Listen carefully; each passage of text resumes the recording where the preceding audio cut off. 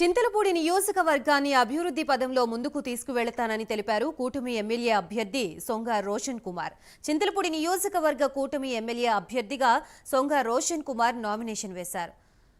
గురువాయిగూడెం గ్రామంలో ఆంజనేయ స్వామి ఆలయంలో ప్రత్యేక పూజల అనంతరం ర్యాలీగా బయలుదేరి చింతలపూడి చేరుకుని తహసీల్దార్ కార్యాలయంలో గల రిటర్నింగ్ అధికారికి నామినేషన్ సమర్పించారు. టీడీపీ, జనసేన, బీజేపీ నాయకులు, కార్యకర్తలు, అభిమానులు పెద్ద సంఖ్యలో పాల్గొన్నారు.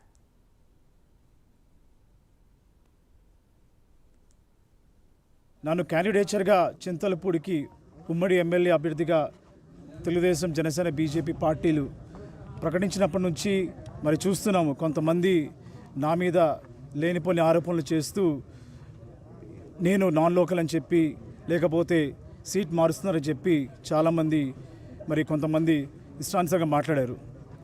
కాలమే దానికి సమాధానం చెప్తుందన్నట్టుగా ఓపికతో ఉన్నాము. ఎక్కడ కూడా మేము తొందరపడలేదు. ఎందుకంటే తెలుగుదేశం, జనసేన, బీజేపీ ఒక డిసిప్లిన్ కలిగిన పార్టీ.